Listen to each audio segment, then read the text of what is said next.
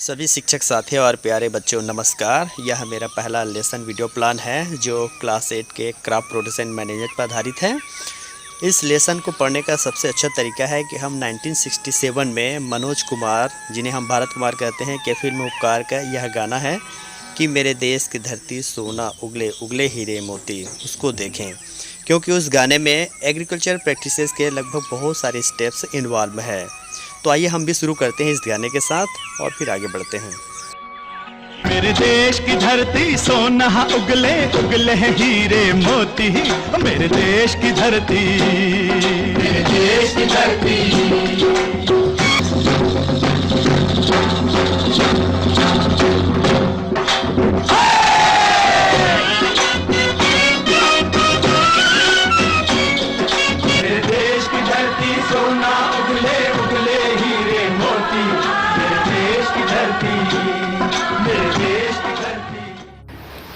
इस गीत को सुनने के पश्चात मन में न केवल देशभक्ति की भावना जागृत होती है, बल्कि किसान, जिन्हें हमारी आर्थिक व्यवस्था की रीढ़ की हड्डी कहा जाता है, जिस जोश और उत्साह के साथ कृषि कार्य को करते हैं, तो हमारे मन में उनके प्रति अगाध श्रद्धा के भाव भी जागृत हो जाते हैं। विद्यालय के 80 से 90% छात्र छात्राएं कृषक के ही पुत्र पुत्रियां हैं। अतः इस चैप्टर में आने वाले विभिन्न स्टेप से वो बचपन से ही देखते और सुनते आ रहे हैं। हालांकि वर्तमान परिवेश में शहरीकरण, औद्योगिकीकरण और कृषि कार्य को कमतर आंकने के कारण छात्र छात्राओं में कृषि कार्य में रुचि कम होती जा रही है। अतः यह न केवल हमारा कर्तव्य है कि हम छात्र छात्राओं को कृषि कार्य के प्रति रुचि उत्पन्न कराएं, उन्हें परंपरागत तरीके से किस प्रकार खेती कार्य करते थे उनकी भी जानकारी दें और साथ ही साथ आधुनिक तौर तरीकों से भी उनको अवगत कराएं, ताकि वो पुनः उसी जोश और उत्साह के साथ कृषि कार्य को भी अपना प्रोफेशन बनाएं। इस सफ़र में हमारे साथ दो किरदार भी साथ साथ चलेंगे, पहली और बूझो, जो प्रश्न पूछते भी हैं, जवाब भी देते हैं, भ्रमित भी होते हैं, तो स्पष्टीकरण ढूंढने का भी प्रयास करते हैं। तो चलिए चलते हैं इस सफ़र में। क्रॉप प्रोडक्शन एंड मैनेजमेंट को पढ़ना है तो सबसे अच्छा तरीका है कि हम प्लांटेशन किस प्रकार किया जाता है उसके बारे में स्टडी करें। मेरे हाथ में एक खुरपी है और यह फावड़ा भी है और एक प्लांट है। तो जिस तरह से प्लांटेशन करने के लिए सबसे पहले हम उस जगह का चुनाव करते हैं, मिट्टी को तैयार करते हैं। तो और ये जो वीड्स है इसको रिमूव करते हैं। मिट्टी को तैयार कर लेने के बाद पौधा लगा लेते हैं और उसके पश्चात जो इसके आसपास के वीड्स है इसको अलग करने के बाद इसमें उचित मात्रा में खाद डाल देते हैं और उसके बाद पानी की सप्लाई करते हैं, पानी की पूर्ति करते हैं। ठीक उसी तरह से एग्रीकल्चर प्रैक्टिसेस में भी वो सारे स्टेप्स इन्वॉल्व रहते हैं जो एक छोटे से पौधे को हम प्लांटेशन करने के लिए उपयोग में लाते हैं, जैसे मिट्टी को तैयार करना, sowing of seed, bedding, manure and fertilizers और पानी की सप्लाई करना और उसको आसपास के एनिमल्स को खाना जाए उसे प्रोटेक्ट करना। तो ये सारी प्रोसेस एक फसल लेने के समय भी उपयोग में लाई जाती है। इस चैप्टर्स में इन सारे प्रोसेस और स्टेप्स को हम विस्तार से स्टडी करेंगे, तो बने रहिए हमारे साथ। Till 10,000 BC, people were nomadic. They were wandering in groups from place to place in search of food and shelter. They ate raw fruits and vegetables and they started hunting for animals for food. Later, they could cultivate land and produce rice, wheat and other food crops. Thus was born agriculture. हमेशा घुमंतु प्राणी से आधुनिक सभ्य समाज बनने तक का सफर फसल उत्पादन के साथ ही प्रारंभ होता है, जिसे आज हम कृषि कहते हैं। Dear student, welcome to a new chapter, Crop Production and Management. To provide food for a large population, regular production, proper management and a distribution of food is necessary. When nomadic people settled and cultivated lands, they produced rice, wheat and other crops. Then agriculture was born.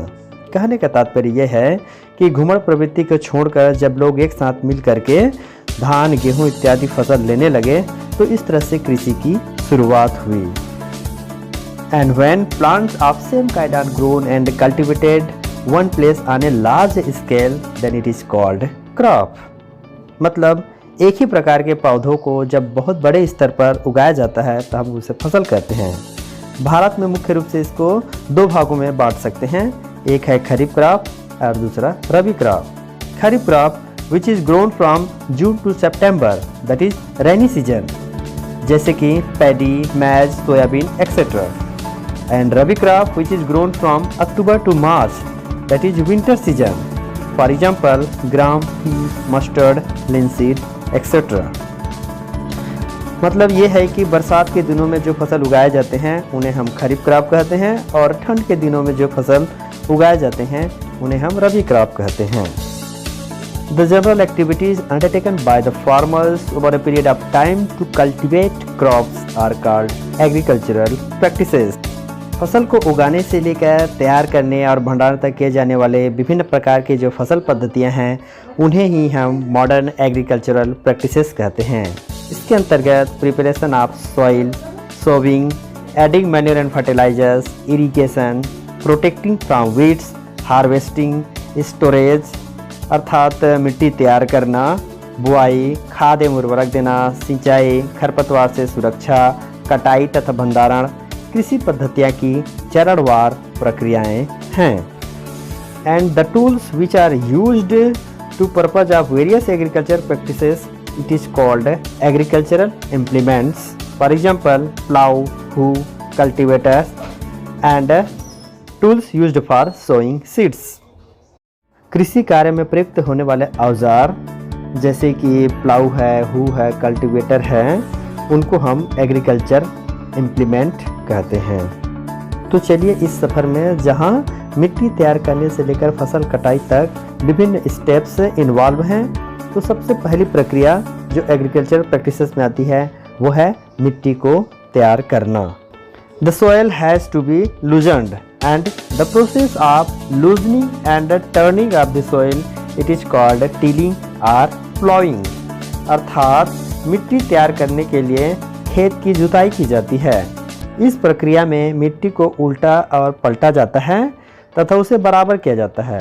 इस प्रक्रिया को ploughing और tilling कहते हैं। खेत को जोतने से मिट्टी ढीली तथा भुरभुरी हो जाती है, जिससे पौधों की जड़ें आसानी से गहराई तक जा पाती है और शोषण कर पाती है। जुताई में अवांछनीय पौधे जैसे कि खरपतवार आदि भी जड़ से उखड़ जाते हैं। जड़ से उखड़ जाने के कारण ये पौधे धूप में सूख जाते हैं। And this also help in growth of earthworms and microbes that add humus to it. The ploughed fields have big pieces of soil which is called crumbs। जो बड़े बड़े मिट्टी के ढेले होते हैं उन्हें क्रम्स कहा जाता है। इस प्रक्रिया में कुछ एग्रीकल्चरल इम्प्लीमेंट यूज किए जाते हैं जैसे प्लाऊ, हू और कल्टीवेटर। तो plough that is a large farming implements with one or more black space in a frame used to turn over and cut furrows in soil that is called plow. Plow may be made of only wood and iron and the iron only. Plough या हल में मुख्य रूप से 3 भाग होते हैं। एक बड़ी लकड़ी का फ्रेम होता है जिसे प्लाउ शाफ्ट कहते हैं, और एक मेन कटिंग ब्लेड होता है जिसे प्लाउ शेयर कहते हैं, और उसको ऑपरेट करने के लिए एक हैंडल लगा होता है, और इसे बैलों या भैंसों के द्वारा खेतों की जुताई करने में उपयोग में लाया जाता है। दूसरा महत्वपूर्ण औजार है हू। यह कम तथा छोटे खेतों की मिट्टी को खोदने और पलटने के लिए उपयोग में लाया जाता है। यह लोहे का बना एक ब्लेड होता है जिसमें लकड़ी या लोहे का हैंडल लगा होता है। तीसरा महत्वपूर्ण मॉडर्न टूल है कल्टीवेटर। इसमें लोहे के बने हुए कई ब्लेड होते हैं जो कि मुख्य रूप से ट्रैक्टर के साथ जोड़कर उसका उपयोग खेत की जुताई के लिए किया जाता है। The next step of agriculture practices is how to select a good seeds and the spreading of these seeds into the field, that is called sowing. After preparation of soil, the second step of agriculture practices that is sowing. Before sowing, it is a big task of a farmer how to select a good seed, because a good seed having high yield. कहने का तात्पर्य है कि अच्छा बीज का चुनाव हमेशा एक चुनौतीपूर्ण कार्य रहता है। हम एक एक्टिविटी के थ्रू समझते हैं कि किस तरह अच्छे बीज का चुनाव किया जाता है। मेरे हाथ में ये गेहूं है लगभग 100 ग्राम और हमने एक बीकर में 500 ml के आसपास वाटर लिया है। तो हम क्या करते हैं, इसमें पूरी तरह से इनको डाल देते हैं। तो जो हॉलो सीड्स होते हैं, जो डैमेज सीड होते हैं, ये ऊपर तैर रहे हैं और जो हैवी सीड होते हैं वो नीचे बैठ गए हैं। मैं आपको इसको दिखाने की कोशिश करता हूँ। जो बीज हल्के और खाली होते हैं ये ऊपर तैरने लगते हैं, जो कि खराब होते हैं, इन्हें रिजेक्ट कर दिया जाता है। और जो बीज स्वस्थ होते हैं वे भारी होते हैं और वो तली में बैठ जाते हैं। इनका ही चुनाव बीजों के बुआई में किया जाता है।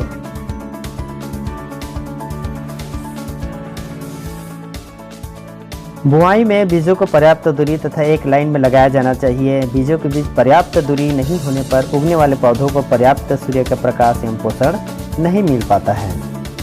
Sowing is done either manually or by using machines. Some methods are: first, traditional method. It was used by farmer. It has an upper funnel shaped part which is filled by seeds. The seeds pass down through 2 or 3 pipes having sharp ends that presses into soil and place seeds into that place. Second method is manual sowing. In this method, the seeds are scattered in the entire field unevenly by sprinkling them into the soil by hand. This process is called broadcasting. And third, seed drill. It is a mechanical method of sowing by using a tractor.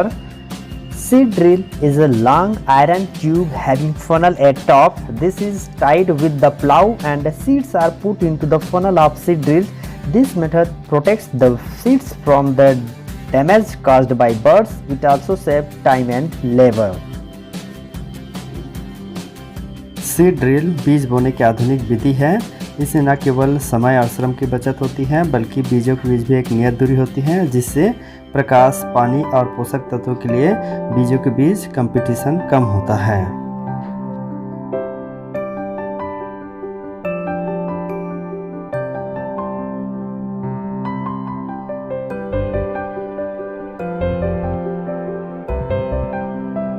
Adding manure and fertilizer. It is the third step of agricultural practices.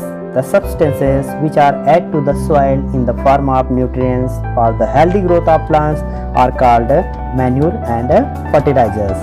तो बुआई के बाद अच्छी पैदावार के लिए मिट्टी में खाद एवं उर्वरक मिलाया जाता है। खाद एवं उर्वरक दोनों का उपयोग खेत की उर्वरा शक्ति बढ़ाने के लिए भी किया जाता है। And the main difference between the fertilizer and manure, it is a fertilizer is an inorganic source, but manure is an organic substance which is obtained from the decomposition of cattle dung, human waste, and plant residues. A fertilizer is prepared in factories, but manure can be prepared in the field. A fertilizer does not provide any humus to the soils, but manure provide a lot of humus to the soil. Fertilizers are very rich in plant nutrients like nitrogen, phosphorus, and potassium. But manure is relatively less rich in plant nutrients. दोनों का अपना महत्व है, लेकिन अगर पर्यावरण और मिट्टी की दृष्टि से देखा जाए तो खाद ज़्यादा उपयोगी है, क्योंकि it enhances the water holding capacity of the soil. It makes the soil porous, due to which exchange of gases becomes easy. It increases the number of friendly microbes and it improves the texture of the soil.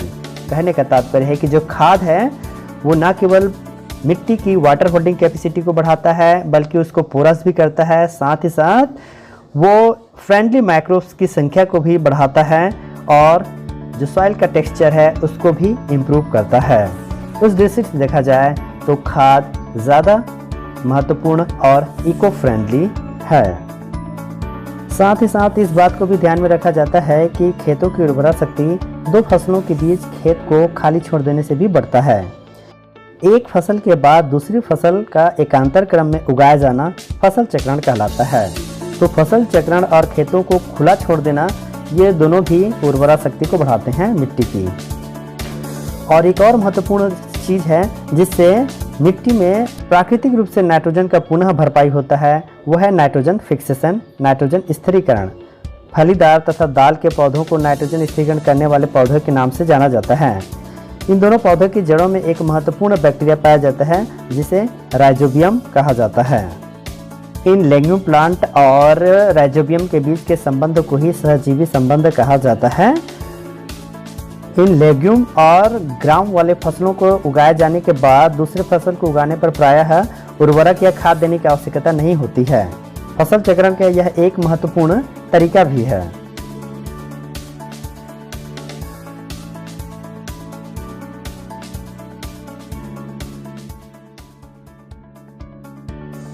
यहाँ तक हमने agriculture practices के 3 topic cover कर लिए हैं। Preparation of soil, sowing और adding manure and fertilisers.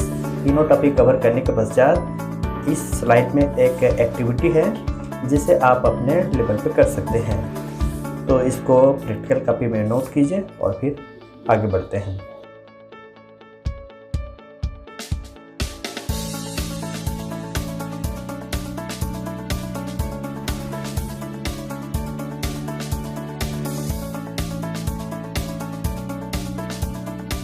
Irrigation is the fourth step of agriculture practices. The supply of water to crops at different interval is called irrigation. समय समय पर आवश्यकता के अनुसार खेतों में जल की आपूर्ति करना सिंचाई कहलाता है। सभी सजीव को जल की आवश्यकता होती है। क्योंकि पौधे भी सजीव है अतः उन्हें भी जीवित रहने के लिए जल की आवश्यकता होती है। वर्षा, नदी, झील, तालाब, नहर, कुएं, नलकूप इत्यादि सिंचाई के स्रोत हैं। नदियाँ, झील आदि सिंचाई के प्राकृतिक, तो नहर, कुएं, नलकूप इत्यादि सिंचाई के कृत्रिम स्रोत हैं। There are 2 methods of irrigation. First, the traditional method of irrigation and second, modern method of irrigation. Traditional methods where water available in wells, lakes and canals that is lifted up by different methods like moat or pulley system, chain pump, dhekli and rahat or lever systems. And the modern methods are in sprinkler system and drip irrigation. Let us learn about all these methods, starting with the traditional methods. A moat system is one of the simplest and cheapest irrigation systems. In this, water is drawn from a well or water source by a bucket attached to a rope. The rope is passed over a pulley and fixed to an animal.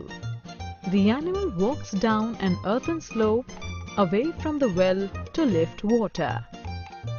The water is then emptied into a channel and the fields are irrigated.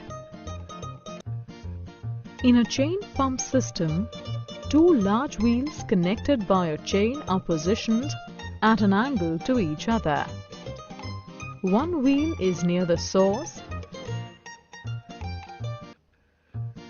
and the other is near the sink. One end of the chain dips into a pool of water. The chain carries the buckets. As the wheel turns with the help of a shaft and handle, the buckets dip into the pool and draw water. The chain then lifts the buckets to the upper wheel, where they are tipped and dumped into an upper pool. The chain then carries the empty buckets down to be refilled. The water in the pool is then released by gates into channels, which act as artificial streams to water the crops. In the Dhekli system of irrigation, water is drawn from a water source with the help of a log of wood placed on a fork-shaped tree for support. The log is tied to a large stone which acts as a lever.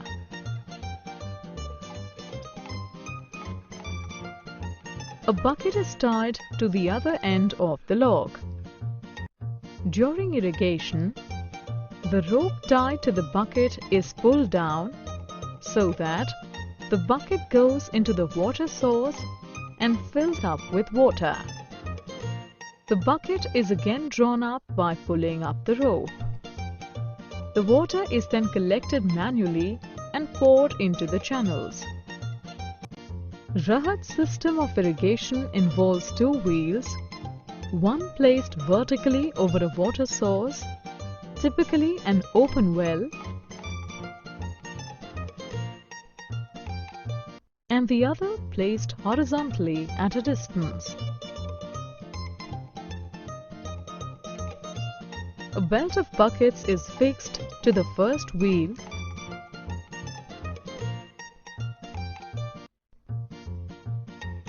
and an ox, buffalo or camel is tied to the other wheel.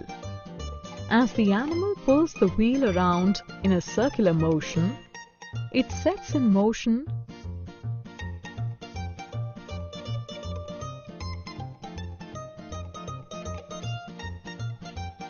the first wheel with the buckets, which draw water from the water source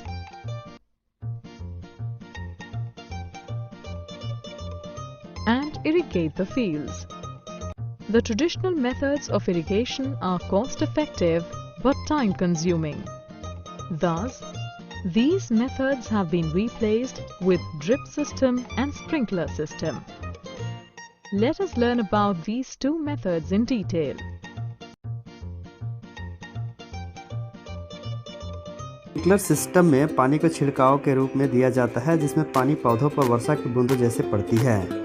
यह पानी की बचत और उत्पादन की अधिक पैदावार के लिहाज से अति उपयोगी एवं वैज्ञानिक तरीका मानी गई है। स्प्रिंकलर सिस्टम में मेन पाइपलाइन के ऊपर पर एक रोटेटिंग नोजल्स होते हैं। जब पानी प्रेशर के साथ इन पाइपलाइन से होकर गुजरता है तो पानी उन नोजल्स के थ्रू बारिश की तरह ज़मीन पर पड़ता है। Sprinkler systems having rotating nozzles sprinkles waters as it is and raining. It is very useful for sandy soil and uneven land where sufficient water is not available. And the second most important system is drip irrigation, where water falls drop by drops into the roots. It is very useful for fruit and vegetable crops. जबकि drip system में सीधे पौधे की जड़ों के पास मुख्य pipeline से छोटे छोटे छेद के थ्रू पानी बूंद बूंद करके पौधे की जड़ों को प्राप्त होते हैं। यह दोनों ही विधियां जल की बचत करती हैं और उन जगहों के लिए बहुत महत्वपूर्ण है जहां पानी की उपलब्धता बहुत कम होती है। Both the modern methods are very useful for where availability of water is very poor.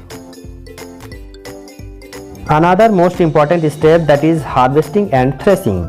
When crop get matured and turns yellow, golden or brown, this is the time when crop should be cut.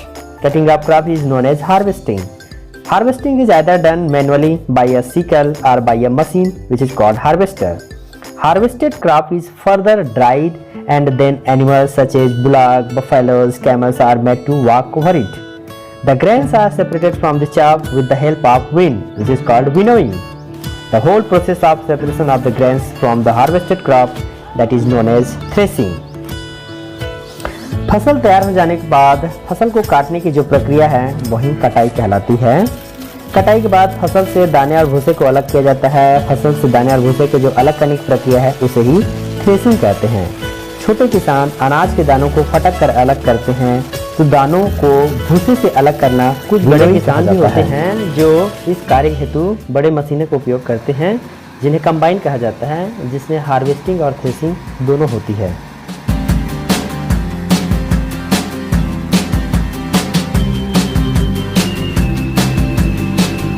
इस machine के द्वारा समय और श्रम दोनों की बचत होती है। साथ ही साथ अनाज वाले पौधों को उनके बालियों से बीजों को अलग करके सीधे मंडियों में बेचा जा सकता है।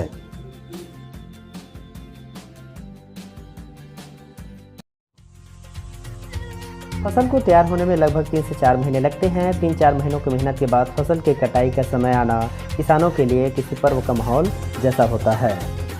होली, पोंगल, वैसाखी, दिवाली, बिहू आदि कटाई ऋतु के साथ जुड़े जिन्हें किसान हर्ष उल्लास के साथ मनाते हैं। वैसे भी हमारा देश त्योहारों का देश कहलाता है।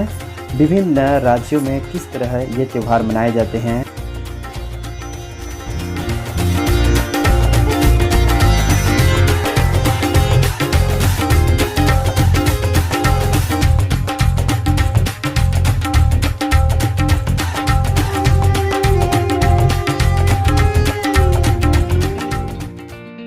last step of agricultural practices, that is storage of grains. If the crop grains are to be kept for longer time, they should be safe from moisture, insect, rats and microorganisms. So, the grains obtained by threshing are dried in the open. The dried grains are stored in gunny bags and placed in properly ventilated cemented halls known as godowns. Farmers keep dried grains in jute bags or metallic bins or mud bins. Large-scale storage of grains is done in silos and granaries. For storing large quantities of grains in big godowns, specific chemical treatment are used to protect them from pests and microorganisms. फसल के दानों को अधिक समय तक सुरक्षित रखने की प्रक्रिया ही भंडारण कहलाती है। यह भी एक बहुत महत्वपूर्ण कदम है।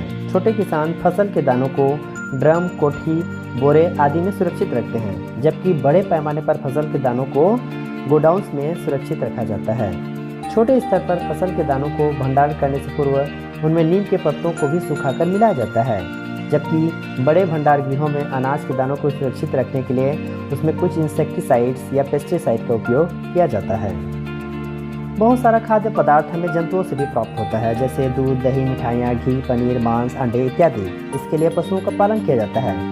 तो पालतू पशुओं का बड़े पैमाने पर पालन तथा उनका देखभाल करना ही पशुपालन कहलाता है। Food is also obtained from animals, for which animals are reared and provided with proper food, shelter and care. When done on a large scale, it is called animal husbandry. विज्ञान की वह शाखा है जिसके अंतर्गत पालतू पशुओं के विभिन्न पक्षों जैसे भोजन, आश्रय, स्वास्थ्य, प्रजनन आदि का अध्ययन किया जाता है। गाय, भेड़, ऊँट व सूअर पालन, मवेशी और भैंस पालन, मुर्गी व बत्तख पालन, मधुमक्खी पालन इत्यादि पशुपालन का बहुत ही महत्वपूर्ण स्थान है। देश के लगभग 70% आबादी कृषि एवं पशुपालन पर निर्भर है। इस तरह पशुपालन व्यवसाय में ग्रामीणों को रोजगार प्रदान करने तथा उनके सामाजिक एवं आर्थिक स्तर को ऊंचा उठाने की अपार संभावनाएं हैं।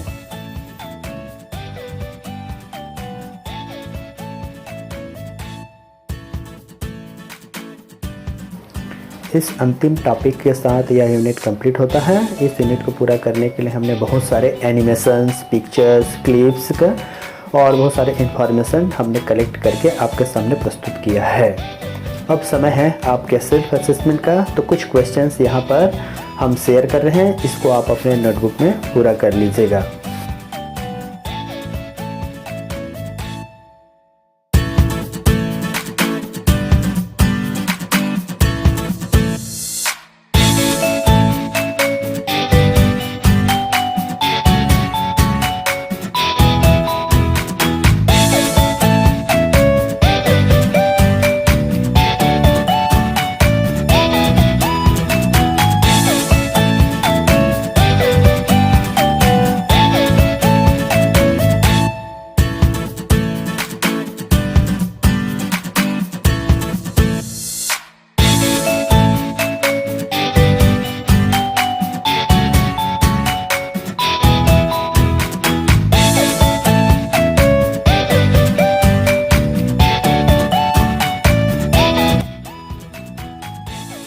चेहरा लटकाने से काम नहीं चलेगा।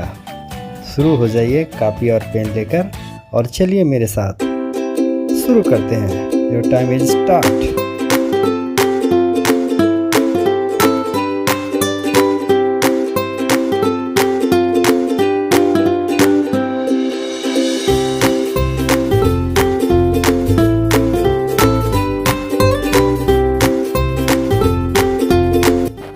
यह एक छोटा सा प्रयास था ऑनलाइन लेसन वीडियो बनाने का, और यदि किसी प्रकार का कोई सुझाव है तो नीचे कमेंट बॉक्स में लिखिए।